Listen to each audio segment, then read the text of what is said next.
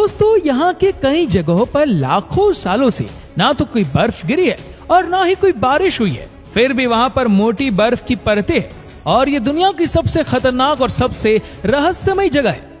आपको अगर इस दांत पर जाना है तो अपना एक दांत निकलवाना पड़ेगा और यहाँ पर कोई भी टाइम जॉन नहीं है। यहाँ पर हड्डियों को जमा देने वाली ठंड है। यहाँ पर एक भी इंसान स्थायी निवासी नहीं है। यहाँ पर कोई भी सांप, कोई भी लीजर्ड, कोई भी मेंढक और सांप जैसा जीव नहीं पाए जाते। यहाँ पर ज्यादातर जगह ऐसी है जहाँ पर इंसान तो क्या, पृथ्वी के किसी भी जीव के कोई भी कदम पिछले करोड़ों सालों में नहीं पड़े।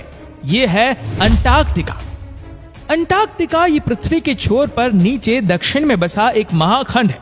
यहाँ पर दोस्तों आप जाओगे तो आपको लगेगा कि आप पृथ्वी पर नहीं लेकिन किसी और प्लेनेट पर हो। साउथ पोल यानी दक्षिण ध्रुव इसके बीचों बीच सेंटर में स्थित है और यह महाखंड 140 लाख वर्ग किलोमीटर के विस्तार के साथ एशिया, अफ्रीका, उत्तरी अमेरिका और दक्षिणी अमेरिका के बाद दुनिया का 5वां सबसे बड़ा महाखंड है। ये महाखंड यूरोप से 1.5 गुना और हमारे भारत से 4.5 गुना बड़ा है। ये विश्व की सबसे ठंडी, शुष्क और तेज हवाओं वाली जगह है और यहाँ पर हड्डियों को जमा देने वाली ठंड पड़ती है। इतनी ठंड जिसकी आप कल्पना नहीं कर सकते।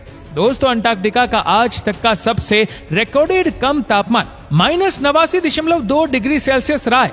ये टेम्परेचर आज तक का पृथ्वी का सबसे कम रिकॉर्डेड टेम्परेचर है और ये रिकॉर्ड 21 जुलाई 1983 में बना था।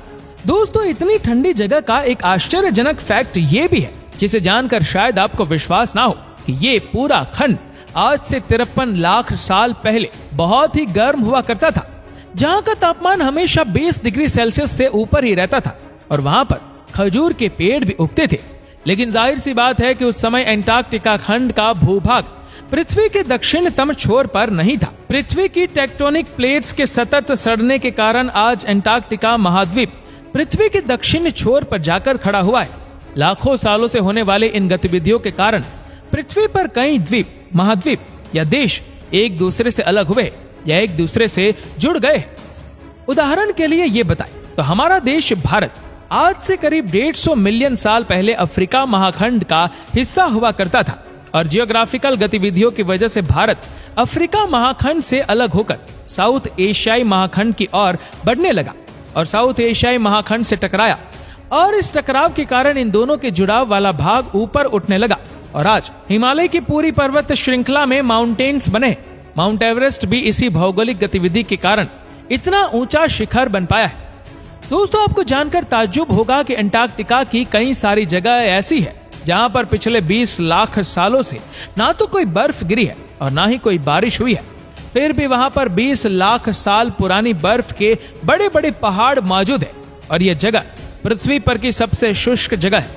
इसीलिए इसे ड्राई वैली भी कहा जाता है और यहाँ पर चारों ओर जहां तक आपकी नजर जाए बस बर्फ की चादर ही नजर आती है। बर्फ के इस पूरे रेगिस्तान में 1.5 किलोमीटर मोटी बर्फ की चादर लगभग पूरे खंड पर छाई हुई है। जी हाँ दोस्तों, ये एक मोटी बर्फ की चादर के नीचे ढका एक महाखंड है और यहाँ पर संपूर्ण अर्थ का 90% पानी मौजूद है। जी हाँ दोस्तों, इसका मतलब यह है कि पूरी पृथ्वी का 90% पानी सिर्फ अंटार्कटिका पर ही बर्फ के रूप में मौजूद है और बाकी का 10% पूरी पृथ्वी पर है, जिनमें नदियां, जलाशय, महासागर, बारिश का पानी ये सब मिलाकर आता है। अब सोचो दोस्तों कि यहाँ की अगर सारी बर्फ पिघल जाए तो पृथ्वी का क्या हाल होगा। अब मान लो कि किसी कारणवश ऐसा हो जाता है तो पृथ्वी पर 200 फीट तक सी लेवल बढ़ जाएगा, यानी कि पूरी पृथ्वी मानो पानी का ग्रह बन जाएगा और ये मान ले कि लगभग पूरी मानव सभ्यता समाप्त हो जाएगी। आज हमारी पूरी दुनिया में कोई भी देश या कोई भी छोटा सा रिमोट एरिया भी ऐसा नहीं है जहां पर मानव बस्ती ना रहती हो, लेकिन अंटार्कटिका इसमें अपवाद है। इतना बड़ा महाखंड होते हुए भी वहां का कोई स्थानीय निवासी नहीं है। जी हाँ, पृथ्वी पर कोई भी इंसान अंटार्कटिका का नागरिक नहीं है, किंतु यहाँ पर विविध देशों के रिसर्च स्टेशन है जहाँ पर सालाना करीब 2000 से 5000 लोग आते जाते रहते। अंटार्कटिका में भारत ने अब तक 3 रिसर्च स्टेशन ढाले हैं, जिनमें से 2 एक्टिव है। अंटार्कटिका में मैकमुर्डो नाम का अमेरिका का एक न्यूक्लियर पावर स्टेशन भी है, जो साल 1962 से यहाँ पर चल रहा है।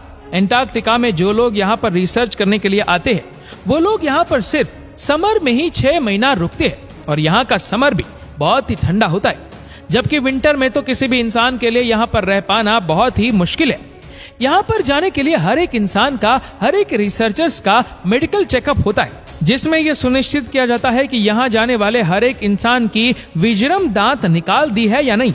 यानी कि अंटार्कटिका जाने वाले हर एक इंसान का विजरम दांत निकाल देने के बाद ही उसे अंटार्कटिका जाने की परमिशन मिलती है। दोस्तों, आपको ये जानकर ताज्जुब होगा कि इस वीरान जगह पर भी इंसान जन्म ले चुके हैं। एमिलियो प्लामा नाम का एक व्यक्ति दुनिया के इस आखिरी छोर पर जन्म लेने वाला पहला इंसान बना था। दोस्तों, अंटार्कटिका एक वीरान जगह है और लगभग सभी कंट्री के लोग यहाँ पर जा रुकते हैं। ये जगह किसी कंट्री के अंदर में नहीं आती है, यानी कि किसी भी कंट्री की सरकार का इस पर दावा नहीं है। ये खंड ना तो किसी कंट्री के अंतर्गत आज तक हुआ है और ना कभी होगा। ये पूरा खंड एक सार्वजनिक जगह है। यहाँ पर ना तो कोई शहर है, ना कोई देश है, ना कोई बाउंड्रीज है और ना ही कोई गवर्नमेंट है।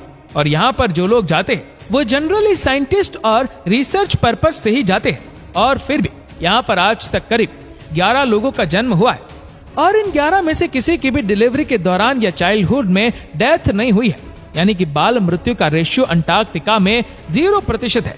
और जिन लोगों का अंटार्कटिका में जन्म हुआ है उन लोगों को उनके माता पिता के देश के ही नागरिकता हासिल है।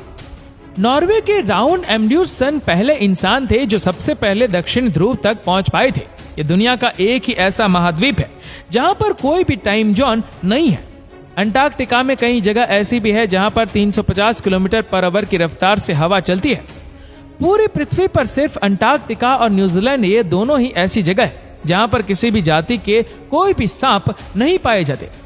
अंटार्कटिका में अतिशय ठंड में रहने वाली स्पीशीज और प्राणी ही बहुत ही कम संख्या में मौजूद है, जिनमें पेंगुइन, सील, टार्डिग्रेड, बिच्छू और विभिन्न प्रकार की शैवाल और कुछ तुंड वनस्पतियों का समावेश होता है। और ये सब जीव भी अंटार्कटिका के समुद्र किनारे पर रहते हैं, जो कि न्यूजीलैंड के साउथ में और कुछ समुद्र किनारे चिली के साउथ में।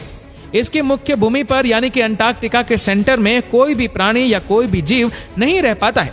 यह स्थान कई रहस्यों से बिखरा है। कई वैज्ञानिकों का पुख्ता तौर पर यह दावा है कि एक समय पर इस जगह पर अति विकसित सभ्यता मौजूद थी। ग्रीक दार्शनिक प्लूटो ने भी करीब आज से 2000 साल पहले अंटार्कटिका की मानव सभ्यताएं और उसका संहार होने का एक वृत्तांत लिखा है, जो हमारे लिए चौंका देने वाला है, क्योंकि हम अक्सर ये मानते थे कि वहां पर जीवन संभव नहीं है।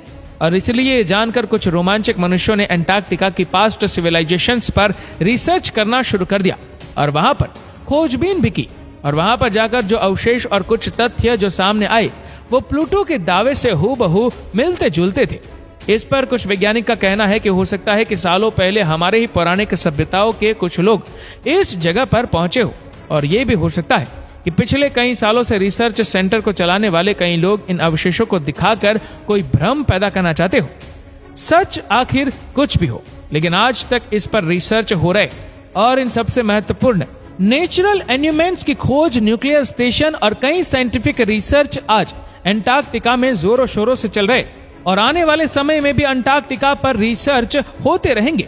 तो दोस्तों, अंटार्कटिका का ये वीडियो आपको कैसा लगा हमें नीचे कमेंट करके जरूर बताएगा। और इस वीडियो को आप अपने तक सीमित ना रखें, जितना हो सके इस वीडियो को शेयर करें फेसबुक पर, व्हाट्सएप पर, यूट्यूब पर। और ऐसे ही और भी इंटरेस्टिंग वीडियोस को देखने के लिए हमारे फेसबुक पेज को फॉलो करना मत भूलना। धन्यवाद।